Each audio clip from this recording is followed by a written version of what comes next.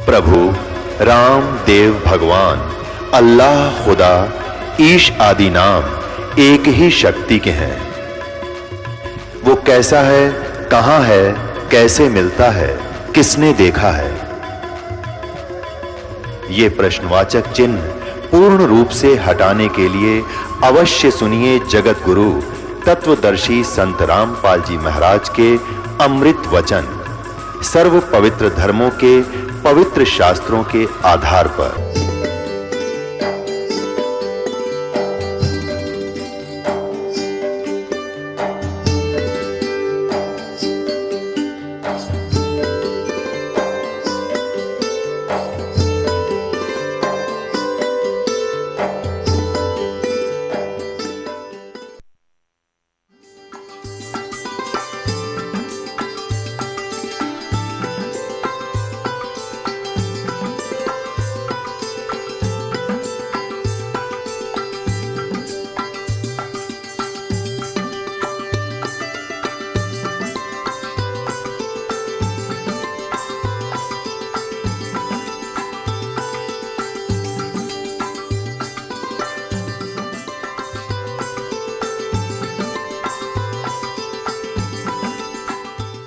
बोलो सतगुरुदेव की जय।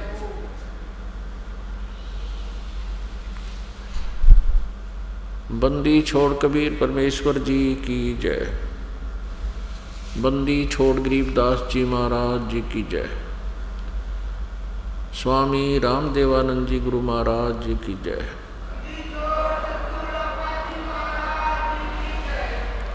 सर्व संतों की जय, सर्व भक्तों की जय,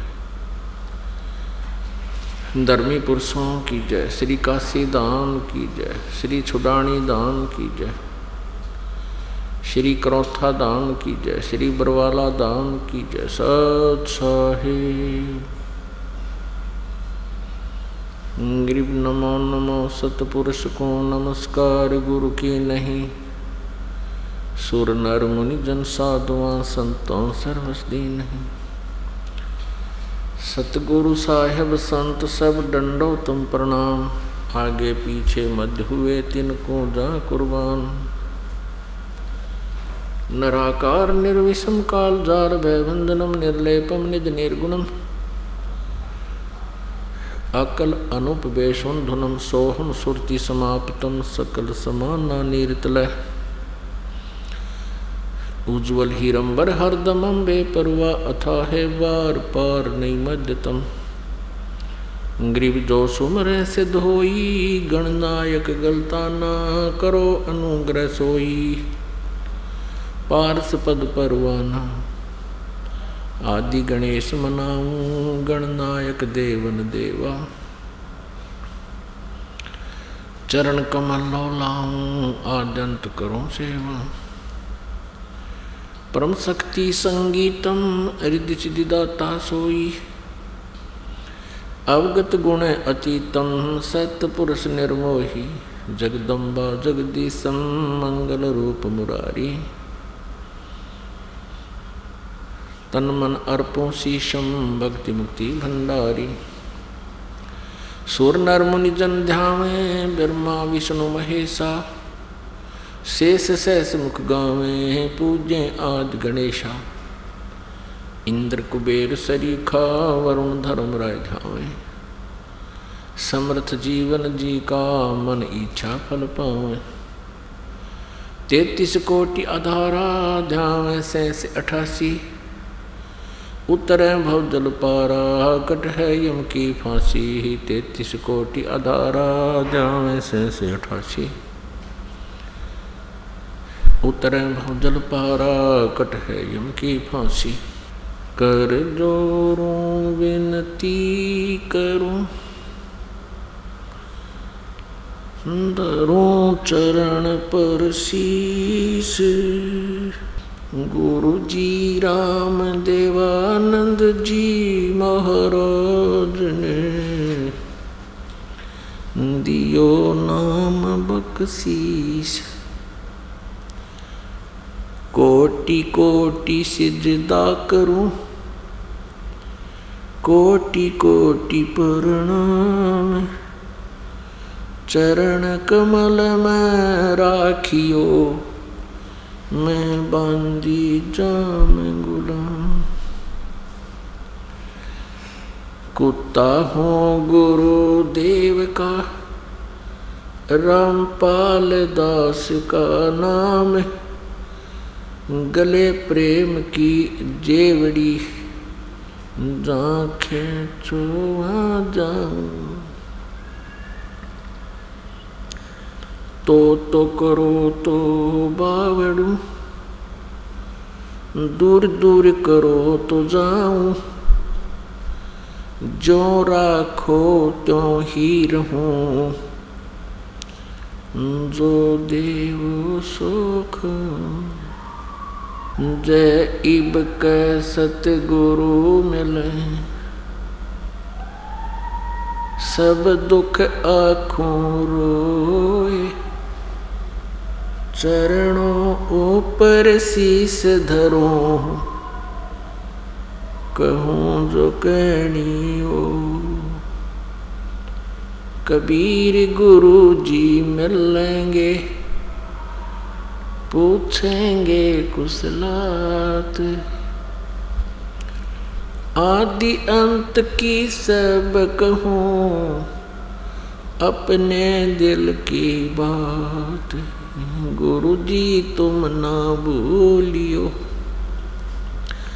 चाहे लाख लोग मिल जाएं, हम जैसे तुमको बहुत हैं, तुम जैसे हमको नहीं। तुम्हारे विसारे क्या बना, मैं किसकी शरण में जाऊं। शिव विरच मुनि नारद, तिनके हरते ना समाऊं। अवगुण किए तो बहुत किए, करत न मानी हार, बावे बंदा बख्श दियो, बावे गर्दन उतार। अवगुण मेरे बाप जी, बख्शो गरीब नवाज, जो मैं पूत कपूत हूँ, बोहर पिता को लाज। मैं अपराधी जन्म का, नख सिख बरे विकार, तुम दाता दुख भंजना, मेरी करो संभार। सूरत करो मम साइया, हम हैं भव जल माही, आप ही बह जावांगे जो, तुम न पकड़ोगे बाण। बंदी छोड़ दयाल जी, तुम तक हमारी दौड़, जैसे काग जहाज का, अब सूजत और न ठोर। परम पिता परमेश्वर पूर्ण ब्रह्म, परम अक्षर ब्रह्म,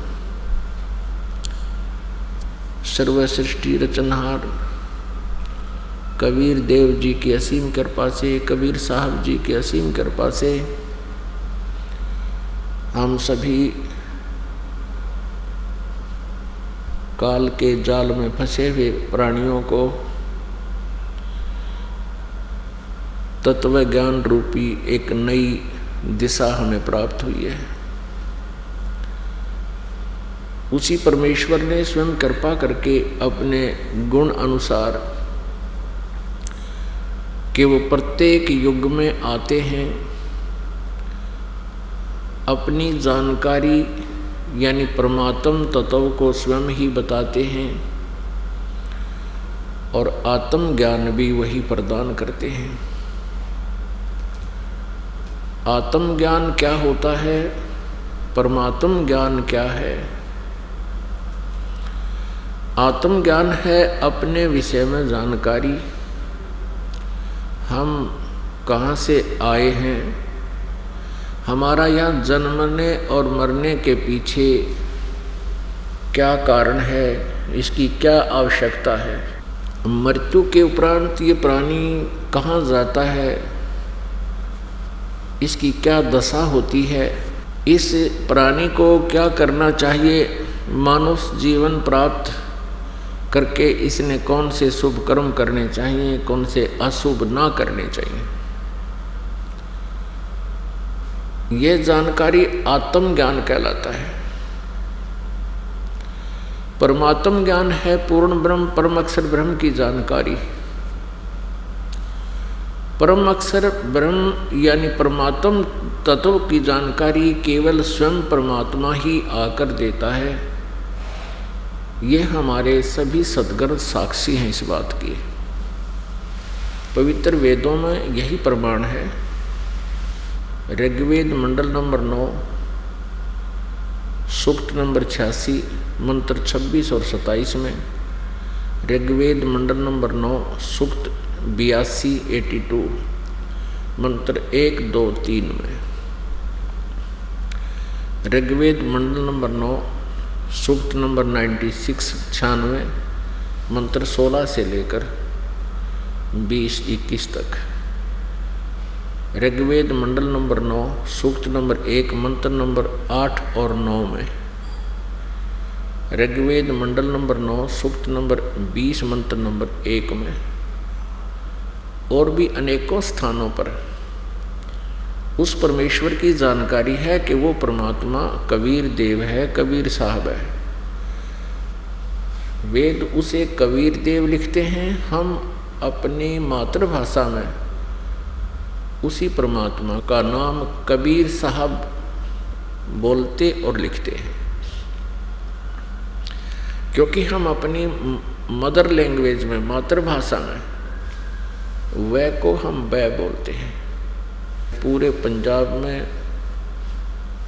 पूरे उत्तर प्रदेश, राजस्थान, MP, जितने भी निकटवर्ती प्रदेश हैं हमारे सभी, और जितने संत हुए हैं, उन्होंने अपनी मातृभाषा में जो भी अपना अनुभव लिखा, उन्होंने वेदों को वेद बोला है, यानी हम वह को वह बोलते हैं। और ये शुद्ध हिंदी के जानने वाले इसको वह बोल देते हैं, वेद कह देते हैं। इसी प्रकार जहाँ वेदों में कवि शब्द लिखा है, कवि, कबीर, कबीर, तो हम उसको कबीर बोलते हैं, कबीर, वह बोलते हैं वह को। इतना ही बोलने का, उच्चारण का अंतर है, प्रोनाउंसिएशन का ही फर्क है। बाकी जो वेदों में वर्णित है वो कबीर साहब, वो पूर्ण परमात्मा है। उसको ये अधिक जो शिक्षित मानते हैं अपने आप को, व्याकरण के ज्ञाता, उसको यदि कबीर देव की वो संधि छेद करके उसका अनुवाद करना चाहेंगे तो वो क्या लिखेंगे, कवि साहब, कवि परमेश्वर। कबीर देव का अनुवाद करने के लिए उन्हें लिखना पड़ेगा कवि परमेश्वर। हम उसको कवि परमेश्वर कह देते हैं, कवि।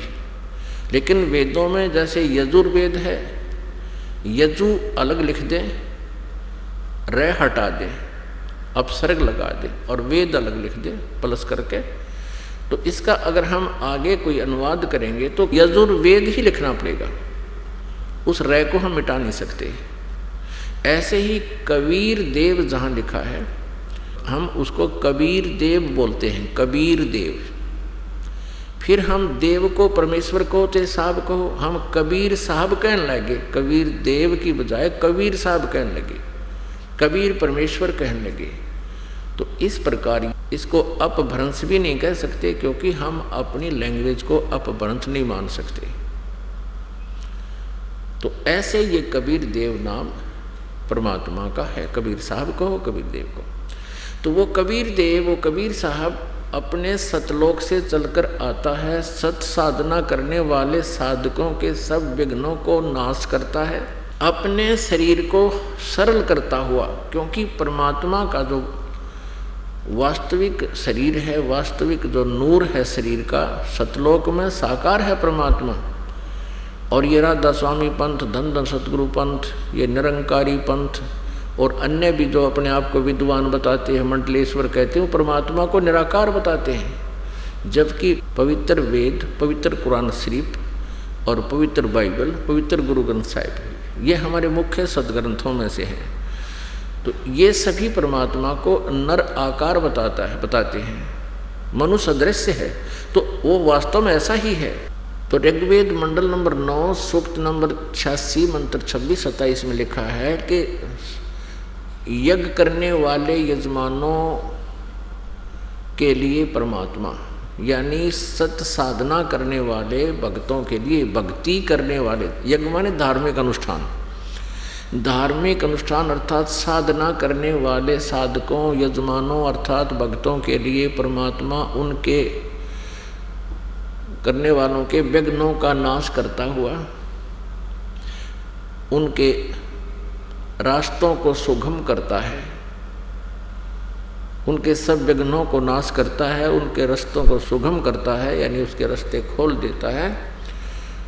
और वह परमात्मा अपने रूप को सरल करता हुआ, क्योंकि सतलोक के अंदर परमात्मा एक बहुत बड़े गुम्बदनुमा एक महल में विराजमान है, उसका अक्षेत्र बहुत बड़ा है, उसके सेंटर में परमात्मा विराजमान है।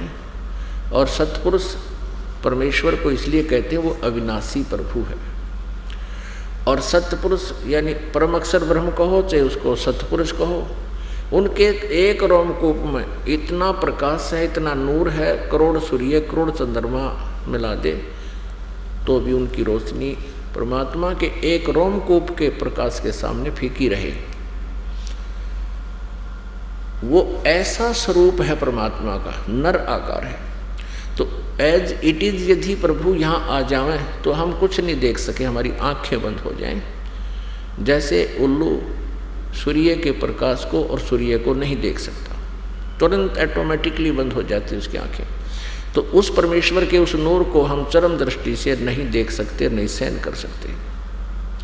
इसलिए वो परमेश्वर अपने रूप को सरल करके हल्का तेज पुंज का, जैसे परमेश्वर की महिमा को आदरणीय गरीबदास साहिब जी ने ब्रह्म वेदी में कहा कि तेज पुंज अन्य दे धर कर इस विध हमको भेंट ही, इस तरह हमको मिलते हैं, अपने रूप को सरल करके आता है।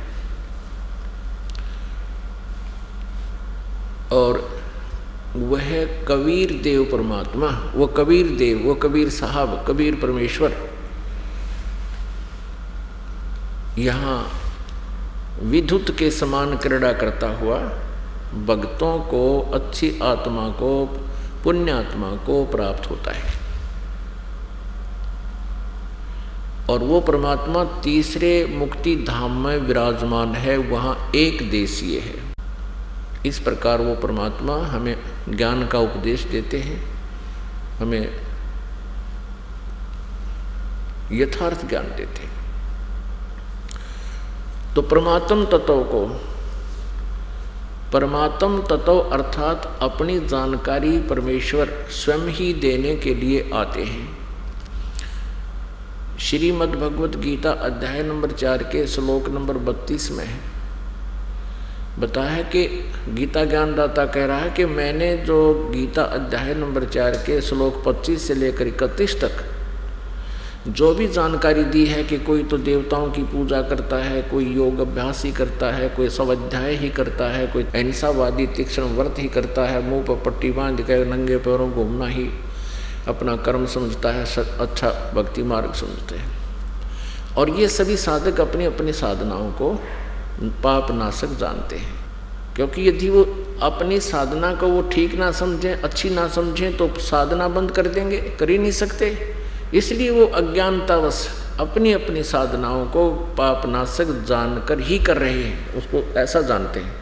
श्रीमद् भगवत गीता अध्याय नंबर 4 के श्लोक 32 में कहा कि इस प्रकार के जो धार्मिक अनुष्ठानों की जानकारी और इससे भी विस्तृत वो सच्चिदानंद घन ब्रह्म की वाणी में ब्रह्मणे मुखे माने सच्चिदानंद घन ब्रह्म की वाणी, यानी जो परमेश्वर स्वयं आकर के सतलोक से चलकर यहाँ अपनी अच्छी आत्मा को मिलता है, उस नियमानुसार प्रत्येक युग में परमात्मा आते हैं और वो तत्व ज्ञान, वो यथार्थ ज्ञान, अपनी जानकारी और हम कहाँ थे, कैसे यहाँ आगे, हमारे जन्म मृत्यु क्यों हो रही है, इसके पीछे किसका स्वार्थ है हमें मारने और जन्म देने में।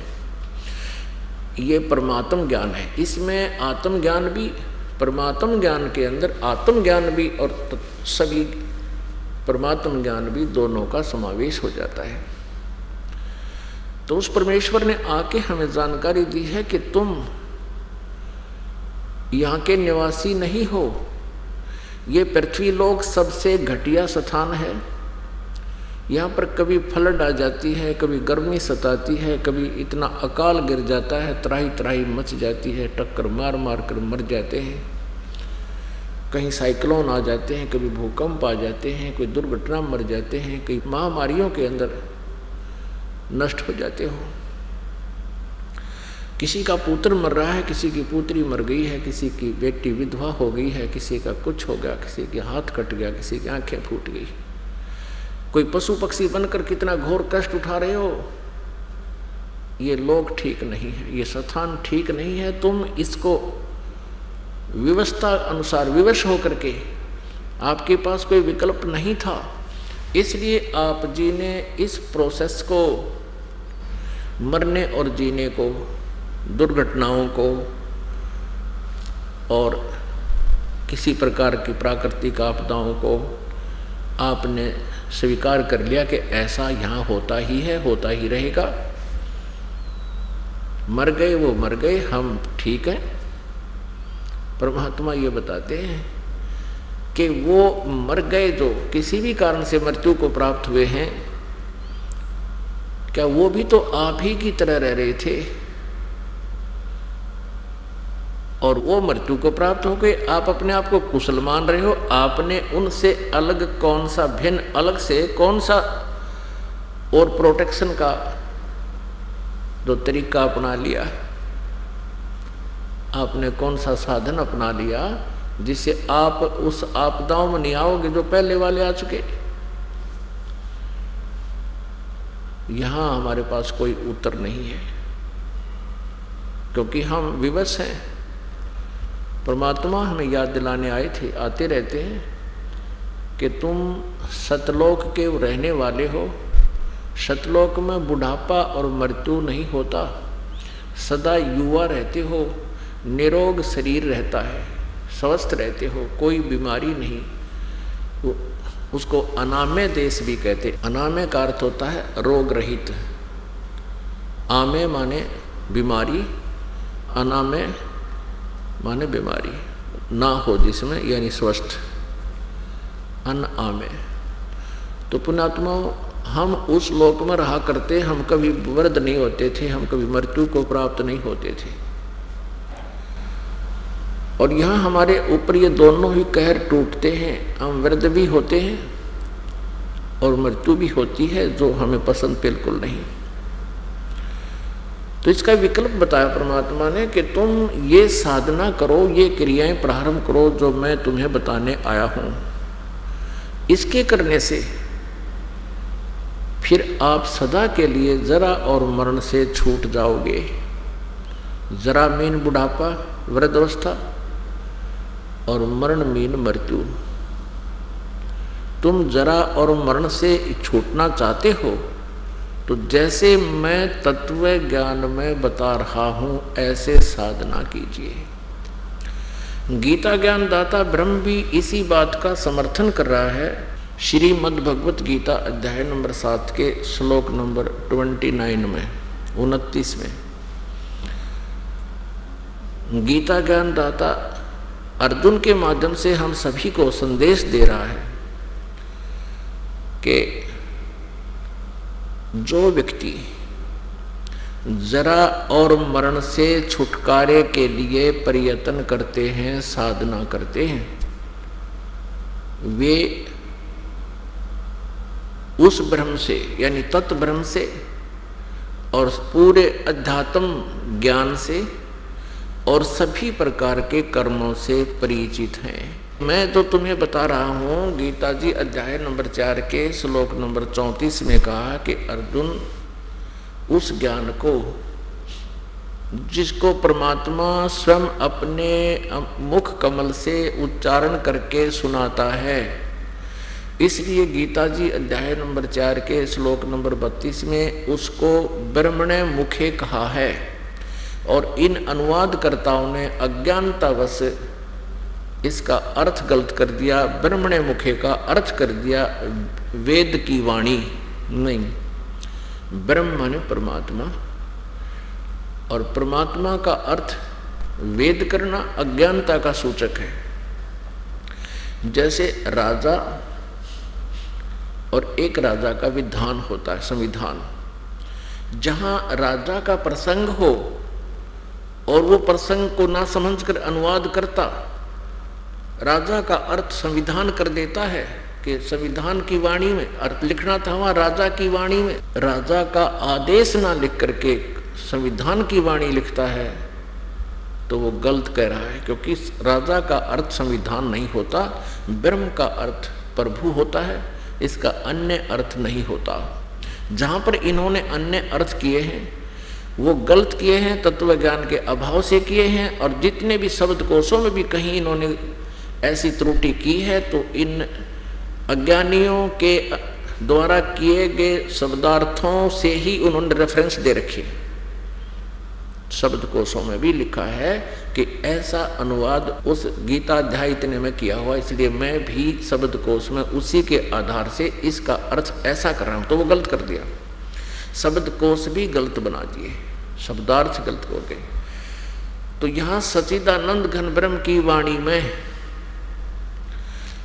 जो ज्ञान विस्तार से कहा गया सभी धार्मिक अनुष्ठानों यज्ञों के बारे में, वो तत्व ज्ञान है। श्रीमद् भगवद गीता अध्याय नंबर 4 के श्लोक नंबर 34 में कहा कि उस तत्व ज्ञान को तू तत्वदर्शी संतों के पास जाकर समझ। उनको दंडवत प्रणाम करने से, कपट छोड़कर नम्रता पूर्वक प्रसन्न करने से वह तत्वदर्शी संत आपको तुझे परमात्म तत्व की जानकारी देंगे। वह तत्वदर्शी संत तुझे उस परमात्म तत्व की, परम अक्षर ब्रह्म की जानकारी देंगे। उनसे सुन, उनसे पूछो। इससे एक बात तो ये स्पष्ट हो गई कि गीता ज्ञानदाता उस परमात्म तत्व से परिचित नहीं है। उसने ऑप्शन छोड़ दिया, उसने कह दिया है कि उस तत्वदर्शी संत बताएंगे। तो यहाँ गीता अध्याय नंबर 8 के श्लोक नंबर 1 में अर्जुन ने पूछा, फिर किम तत्ब्रह्म और किम अध्यात्म और किम कर्म पुरुषोत्तम अधिभूत च अधियज किम प्रोक्तम। उसमें लिखा है कि अर्जुन कहता है फिर वो तत्ब्रह्म कौन है, वो क्या चीज है तत्ब्रह्म, और क्या यह अध्यात्म है, और वो कर्म क्या है। आगे इसका उत्तर देता है संक्षिप्त में 8वें अध्याय के 3रे श्लोक में कि वो परम अक्षर ब्रह्म है। वो तत्ब्रह्म कौन है जिसको जानकर फिर प्राणी केवल जरा और मरण से ही छूटने का प्रयत्न करते हैं। 8वें अध्याय के 3रे श्लोक में बताया कि वो परम अक्षर ब्रह्म है, वो गीता ज्ञान दाता से अलग परमेश्वर है। तो गीता अध्याय नंबर 7 के श्लोक नंबर 29 में कहा है गीता ज्ञानदाता ने कि मेरे आश्रित होकर मैं जो तुझे संदेश दे रहा हूं कि तत्वदर्शी संत की खोज कर, दंडवत प्रणाम कर, नम्रता पूर्वक उनसे प्रसन्न करो। फिर वो तत्वदर्शी संत उस सच्चिदानंद घन ब्रह्म की वाणी, उनके मुख से उच्चरित वाणी में जो तत्व ज्ञान है, परमात्म ज्ञान है, उसको बताएंगे। तो मेरे इस ज्ञान को आश्रित करके जो जरा मरण मोक्षाय यतन्ति ते, जो मेरे इस ज्ञान को आधार मानकर तत्वदर्शी संतों के पास चले गए, उनको तत्वदर्शी संत मिल गया, तो वो क्या करते हैं, वे तत्ब्रह्म तथा तत्ब्रह्म से संपूर्ण अध्यात्म से ज्ञान से, आध्यात्मिक ज्ञान से यानी तत्व ज्ञान से और सभी कर्मों से को जानते हैं, जानने वाले हैं, उनको जान चुके। तभी तो वो केवल जरा और मरण से छूटने का ही प्रयत्न कर रहे हैं। तो पुण्यात्मा, परमेश्वर ने आकर हमें ज्ञान दिया है, हमें बताया है कि तुम यहाँ पाप इकट्ठा करके काल के जाल में फंसे रहते हो, तुम्हें शुभ कर्मों की जानकारी नहीं है, सत साधना से आप परिचित नहीं हो, क्योंकि यथार्थ भक्ति मार्ग से यानी पूर्ण परमात्मा परम अक्षर ब्रह्म से, उसके पाने की विधि से, सतलोक जाने की विधि से परमेश्वर कबीर जी के अतिरिक्त या उन महापुरुषों को जिनको परमात्मा अपने विधान अनुसार, अपने गुण अनुसार, अपनी महिमा के अनुसार आकर मिलते हैं। जैसे अभी आपने ऋग्वेद मंडल नंबर 9 सूक्त नंबर 86 मंत्र 26-27, ऋग्वेद के ही मंडल 82 मंत्र 1-2, ऋग्वेद मंडल नंबर 9 के ही सूक्त 82 मंत्र 1-2-3, ऋग्वेद मंडल नंबर 9 सूक्त 96 के 16 से 21 तक, और ऋग्वेद मंडल नंबर 9 सूक्त 20 मंत्र 1 तक 1 में। इसी प्रकार ऋग्वेद मंडल नंबर 9 सूक्त नंबर 1 मंत्र 8 और 9 में ये स्पष्ट किया है कि वो परमात्मा कैसी लीला करता है। वो अपने तीसरे मुक्ति धाम सतलोक से, अमर धाम से चलकर आता है, वो वहाँ विराजमान है, वहाँ रहता है, अच्छी आत्मा को मिलता है जो श्रेष्ठ आत्मा होती है। जैसे आकाशीय बिजली उसी धातु पर गिरती है जिसमें उसका अट्रैक्शन बनता है, ऐसे ही वो परमात्मा उन पुण्यात्माओं की तरफ खिंचा चला आता है जो अच्छी आत्मा होती है। उनमें से कौन कौन है? आदरणीय धर्मदास साहिब जी, आदरणीय मुरुखदास साहिब जी, आदरणीय नानक साहिब जी, आदरणीय दादू साहिब जी, आदरणीय गरीबदास साहिब जी, आदरणीय गीसा दास साहिब जी खेखड़ा वाले, आदरणीय गरीबदास साहिब जी छुड़ानी वाले हरियाणा वाले, और आदरणीय नामदेव जी। ऐसे महापुरुषों को तो बहुतों को मिले हैं, लेकिन हमारे पास जो प्रमाणित से हैं उनमें से विशेष कर ये आधा दर्जन के करीब तो दास को उनका जानकारी है। इनको तो यथार्थ ज्ञान हुआ प्रभु से, परमेश्वर ने आकर अपने विधान अनुसार, संविधान अनुसार, अपने नियम अनुसार उनसे मिले। जैसे वेद बताते हैं ऐसी लीला मालिक करता, ऐसी ही की उन्होंने।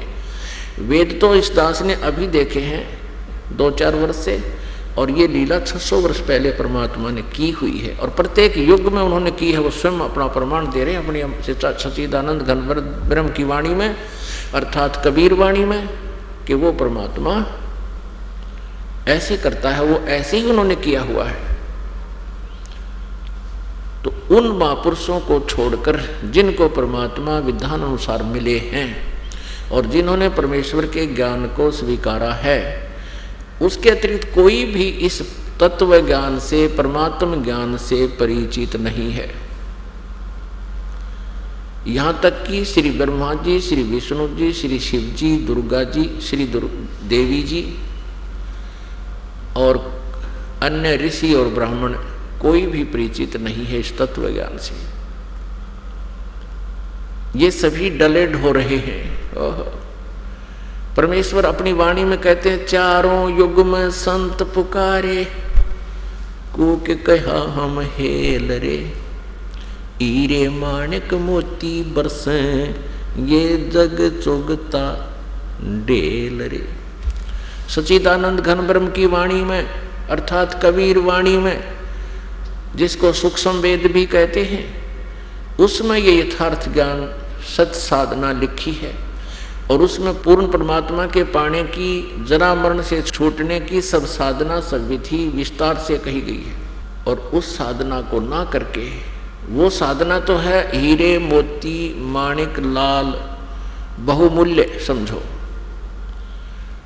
और ये जग चुगता ढेल रे। ढेल माने कंकर, डले ढेले, डले इकट्ठे कर रहा है, ये कंकर पत्थर इकट्ठी कर रहा है। आन उपासना, जो सच्चिदानंद घन ब्रह्म की वाणी में जो साधना वर्णित है, उस तत्व ज्ञान में। उसके अतिरिक्त जो भी साधना, जो भी नाम जाप आप जी कर रहे हो, वो कंकर पत्थर कौड़ी इकट्ठी कर रहे हो, हीरे मोती लाल जान के, ये आपको भूल लगी हुई है। इस भूल को मिटाने के लिए परमात्मा स्वयं आते हैं, कहते हैं चारों युग में संत पुकारे, को के कहा हम हेल रे, हीरे माणिक मोती बरसे, ये जग चुगता ढेल रे।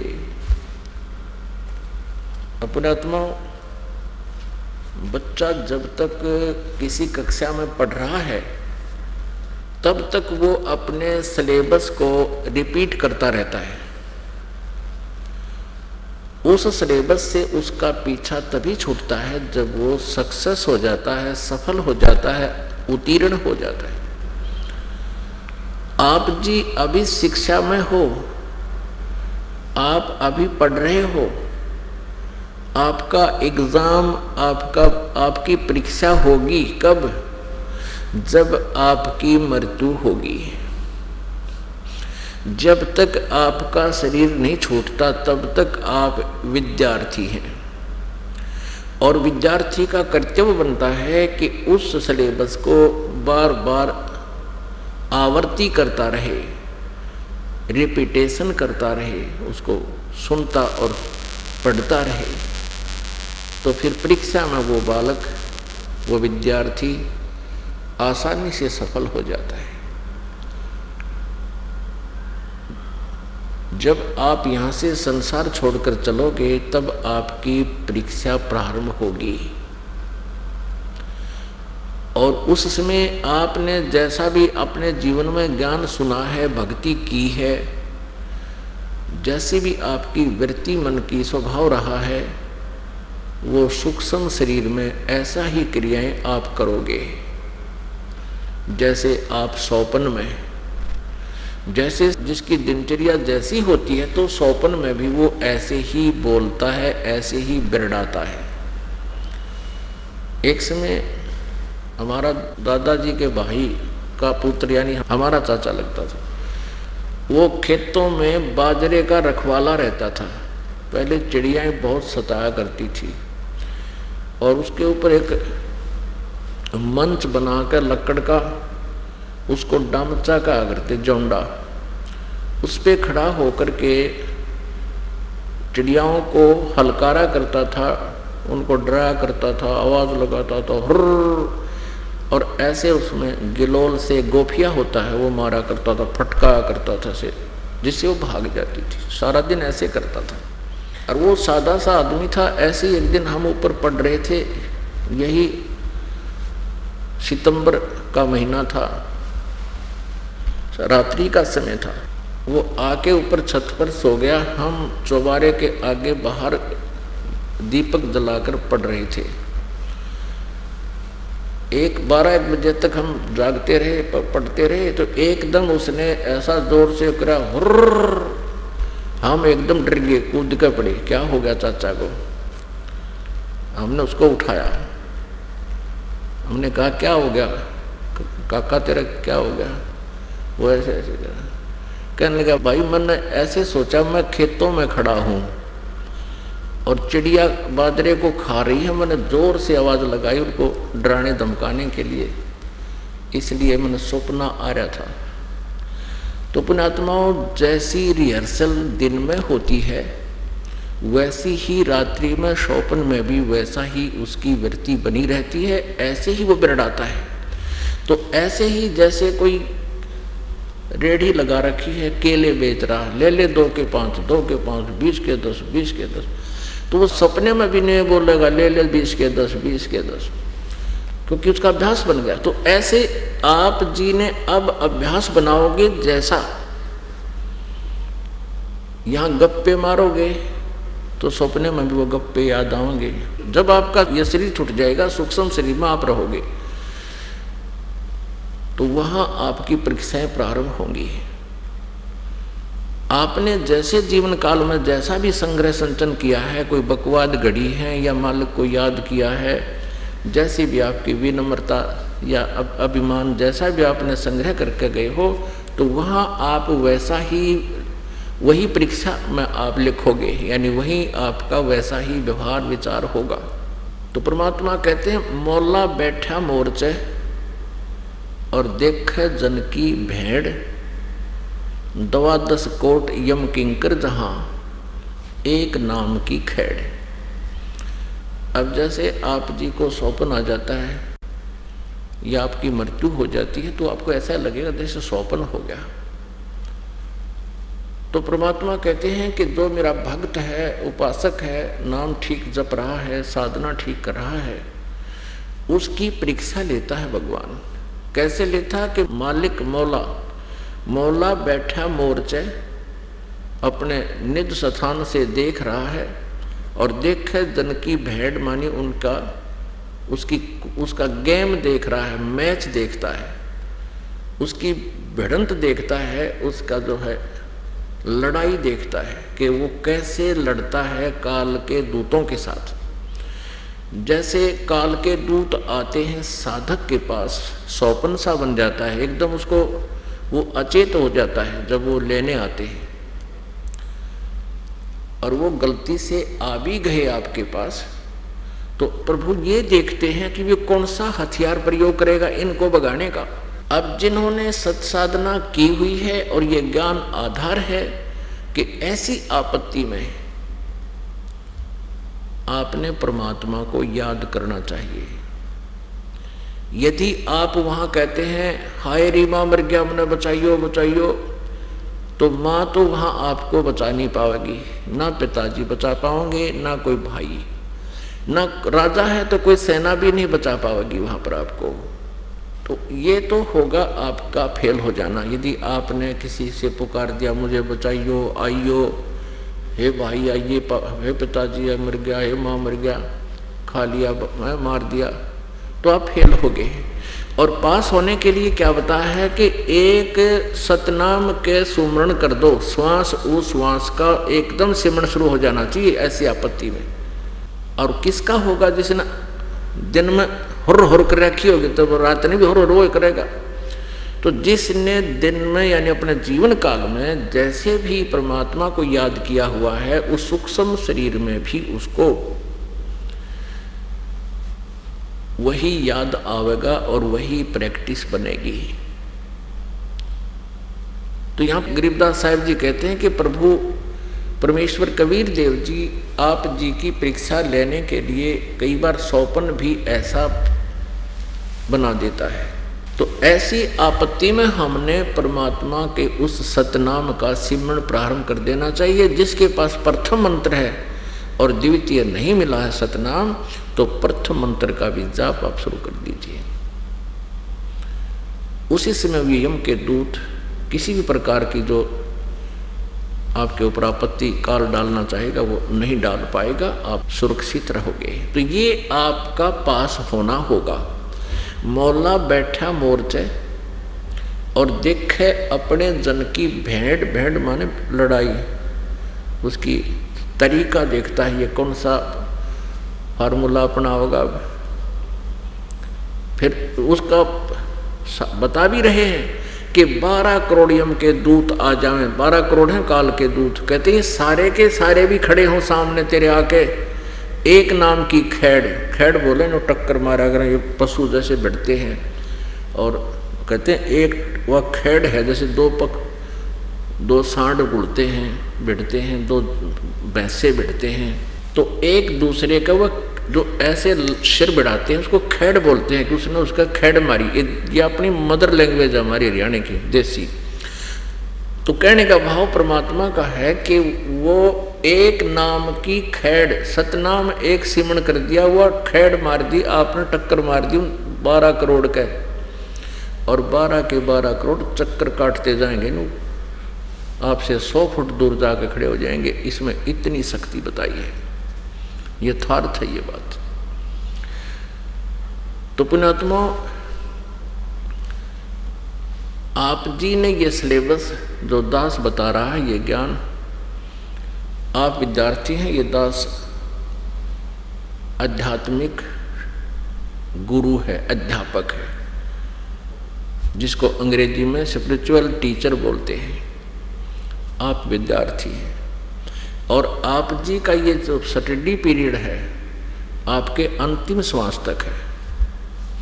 राम नाम रटते रहो, राम नाम रटते रहो, जब तक घट में प्राण, कब हो तो दीन दयाल के भनक पड़ेगी कान। अंतिम सांस तक है। ये तो सूक्ष्म वेद में थी ये वाणी है। और यजुर्वेद अध्याय नंबर 40 के श्लोक मंत्र नंबर 15 में वायु अनिलम अथ इदम अमृतम भस्मांतम शरीरम ओम कर्तु समर किलवे समर और कर्तुम समर। ओम नाम का जाप वायु अनिलम यानी श्वास उश्वास के साथ, जब तक तेरे शरीर का अंत ना हो भस्मांतम शरीरम, तब तक ओम कर्तु समर किलवे समर कर्तुम समर, ओम नाम का जाप। क्योंकि वेदों में ब्रह्म तक की साधना का ही स्पष्ट वर्णन है और परम अक्षर ब्रह्म की साधना के लिए ऑप्शन है। यजुर्वेद के 40वें अध्याय के मंत्र 10 से लेकर 13 में बताया है कि जो ज्ञान परमात्मा के विषय में तत्वदर्शी संत देते हैं उनको उन्हीं से सुनो। यानी वेद ज्ञान दाता और गीता ज्ञान दाता एक ही है। तो उसने ऑप्शन छोड़ दिया है कि उस पूर्ण परमात्मा के पाने के लिए तो तत्वदर्शी संतों से ही आपने वो ज्ञान श्रवण करना पड़ेगा, सुनना पड़ेगा। तो कहने का भाव यह है कि सूक्ष्म वेद में भी यही बताया है कि नाम उठत नाम बैठत नाम सोवत जागबे, नाम खाते नाम पीते नाम से ती लागबे। यानी चलते फिरते उठते बैठते खाना खाने की तैयारी करते हो तो उस समय 2-4 नाम साथ में ले ही ले। चलते हो फिरते हो रास्ते में जब भी दाव लग जा बहुत याद करे परमात्मा के इस संदेश को। ठीक है, संसारिक टेंशन तो हमारे आजीवन बनी ही रहेगी। यदि काल न बना रखा है हमें यहाँ फंसाए रखने के लिए कि कहीं ये परमात्मा ना बचले। और हमें ये भी मालूम होना चाहिए अध्यात्म ज्ञान के आधार से, उस तत्व ज्ञान के आधार से कि जो आपके भाग्य में लिखा है वो तो स्वाभाविक होगा ही होगा। फिर आपको ये भी याद रहना चाहिए कि आप पूर्ण परमात्मा की शरण में हो।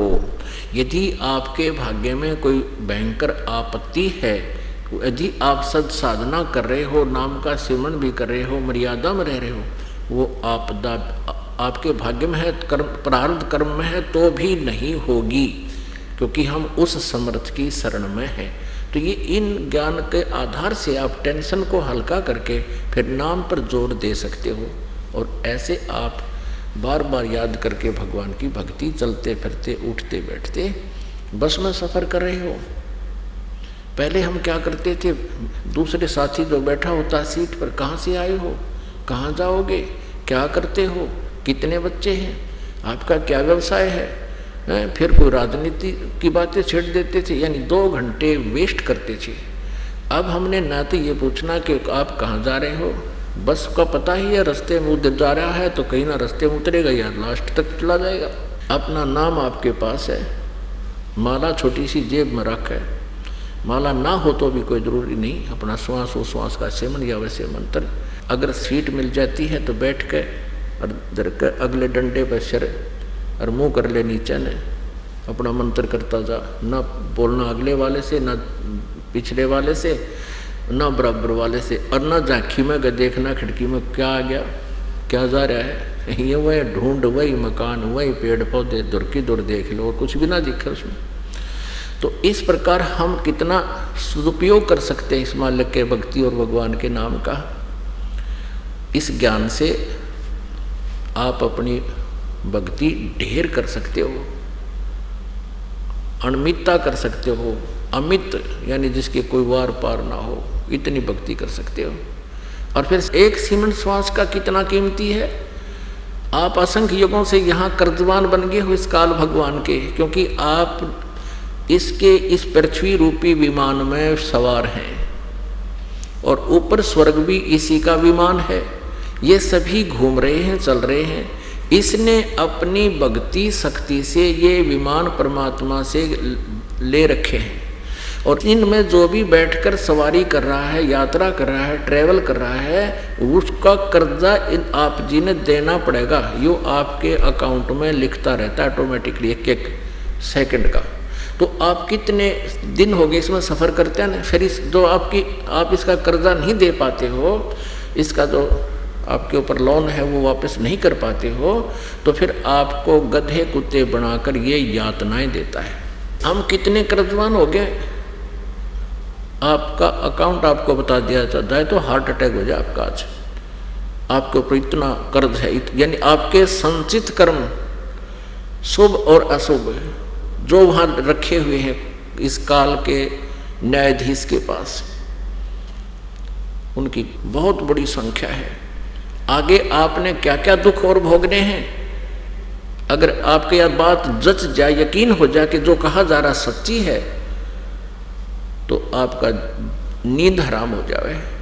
लेकिन काल ने ये 3 इंजेक्शन लगा रखे हैं, रजगुण सतगुण तमगुण का, अपने तीनों पुत्रों से लगवा रखे।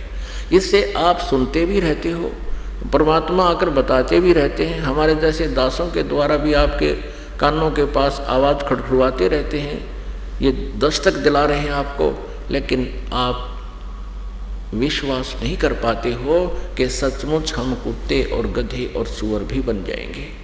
और यही हमारी सबसे बड़ी भूल और हमारे इस मनुष्य जीवन के नाश करने का मूल कारण है। तो वो परमात्मा आकर हमें याद दिलाता है कि तुम कितने कर्जवान हो गए हो। उस कर्ज को उतारने के लिए एक श्वास का सिमरण कितना वैल्यूएबल है। ये लाल है, एक लाल आज 1 लाख करोड़ का हो रहा होगा। पहले लाख टकेगा तो पहले हम बता थे लाख, 1 लाख का सैकड़ों वर्ष हजारों वर्ष पहले 1 लाख रुपए कीमत बता चले। आज तो ये करोड़ों का हो, करोड़ों से भी ज़्यादा हो रहा होगा, कई लाखों का। तो ऐसी कीमत समझो एक श्वास के सिमरण की, सतनाम के सिमरण की मर्यादा में रहते हुए, मर्यादा खंड करके, नाम भंग करके, गुरु से विमुख होके इसका सिमरण कितना ही करते रहना, कोई लाभ नहीं होगा। तो गुरु मर्यादा में रहते हुए गुरु पूरा बना करके, क्योंकि पूरा गुरु इस पृथ्वी पर और नहीं है, ये अभिमान ना समझना, ये तत्व ज्ञान समझना। इस दास के अतिरिक्त कोई भी 21 ब्रह्मांड में इस तत्व ज्ञान से परिचित नहीं है और अधिकारी नहीं है इस मंत्रों के देने का जो मोक्षदायक है, जो दास के पास उपलब्ध है। और इस दास के अतिरिक्त इस पृथ्वी पर किसी के पास नहीं है। यदि इस दास से, मुझसे ये भेद प्राप्त करके मनमुखी कोई दान नाम देने लग जाता है तो वो पापी है, अपराधी है, वो परमात्मा का शत्रु है, आपका भी शत्रु है, क्योंकि वो डुप्लीकेट अनऑथराइज्ड लाइसेंस बना रहा है, आपको नाम देकर वो आपका जीवन नष्ट कर रहा है। तो उनसे भी सतर्क रहना आप जी। तो कहने का भाव ये, परमात्मा ये बताना चाहते हैं कि एक श्वास उश्वास का जो सिमरण है, क्या बताते हैं, सतनाम पालड़े रंग होरी हो। सतनाम 2 मंत्र का है। श्रीमद् भगवत गीता अध्याय नंबर 17 के श्लोक नंबर 23 में इन 3 मंत्रों का संकेत है और इन्हीं के जाप का निर्देश है। ओम तत्सत इति निर्देश है ब्रह्मण त्रिविध समर्थ है। ब्रह्मण माने सच्चिदानंद घन ब्रह्म के पाने का। ओम तत्सत इस 3 मंत्र के जाप का जो 3 प्रकार से त्रिविध है, 3 प्रकार से इसका सिमरण होता है, इसी का निर्देश है। निर्देश माने नथिंग एल्स, अग्रम मग्रम खती खत्म कर दी कि ये निर्देश है, ये डायरेक्शन है और कुछ भी नहीं है। ओम तो सीधा ब्रह्म का सार्वजनिक है, उसने कर दिया अपना मंत्र। तत् और सत ये सांकेतिक है। तो सतनाम ये दो मंत्र से बनता है, एक ओम और दूसरा ये तत्, ये दो अक्षर का सतनाम है। ये तत् भी सांकेतिक है, ये दास बताएगा, वो और मंत्र है। इन दोनों से को मिला करके सतनाम बनता है। तो क्या बताते हैं कि सतनाम पालड़ रंग होरी हो, यानी एक तराजू के, ये ताखड़ी होती है, अंग्रेजी में उसको बैलेंस बोलते हैं, उसके एक पलड़े में तो एक श्वास का सिमरन की वैल्यू रख दी जाए, सतनाम के एक सिमरन की वैल्यू, कीमत। और दूसरी तरफ कहते हैं ये 14 लोक चढ़ावे। 14 लोकों में कौन कौन से है? विष्णु जी का लोक, शिव जी का लोक, ब्रह्मा जी का लोक, ब्रह्मलोक और दुर्गा का लोक, और ये अतल उतल, ये सारे सब ये 14 लोक चढ़ा दे, रख दे दूसरे पलड़े में। और 3 लोक, पृथ्वी लोक, स्वर्गलोक और पाताल लोक, ये तो पासिंग रखे। पासिंग क्या होती थी पहले पुराने, हमारी मदर लैंग्वेज हरियाणा की मातृभाषा में पासिंग किसे बोलते थे? जैसे किसी की तखड़ी में, जैसे सौदा लेने आता था व्यापारी। इस दास का जन्म किसान परिवार में हुआ, तो ये बनिए लोग आते थे, कोई गेहूं तोलता था, कोई बाजरा ले जाता था, तोलते थे तखड़ी में। और वो सबसे पहले उस बैलेंस को, तखड़ी को ऐसे चेक करता था, इसमें कोई एरर तो नहीं है। यदि उसमें कोई एरर होती, मान ले एक पलड़ा ऊंचा एक नीचा हो जाता और वो डंडी, ऐसे डंडी होती थी, उसको पकड़ के ऐसे करते थे, तो वो उसको ठीक करता था, बैलेंस बनाता था। उसके लिए क्या करता था, उसी कनक मत है, जैसे गेहूं तोल रहा है तो गेहूं से ही एक मुट्ठी गेहूं उठाए और उस साइड में रख देता था, जिधर का पलड़ा ऊंचे ऊपर को हो जाता था, ऐसे होता, फिर वो बैलेंस हो जाता था। 10 ग्राम 20 ग्राम जितना भी 50 ग्राम कणक डाल देने से, फिर जिसमें कणक डाली है उसी में बट्टे रख दिए जाते थे और दूसरी तखड़ी के तराजू से कणक भर भर के और फिर तोली जाती थी। यानी असली सौदा तो अन्य है और पासिंग तो थोड़ा सा वो गेहूं था, एक मुट्ठी भर 100 ग्राम 50 ग्राम, उसको पासिंग के लिए यूज किया गया। पासिंग माने उस बैलेंस की, तखड़ी की कमी को ठीक करने के लिए, एरर को ठीक करने के लिए, वो नॉन एज पासिंग है, उसको पासिंग कहा करते हैं।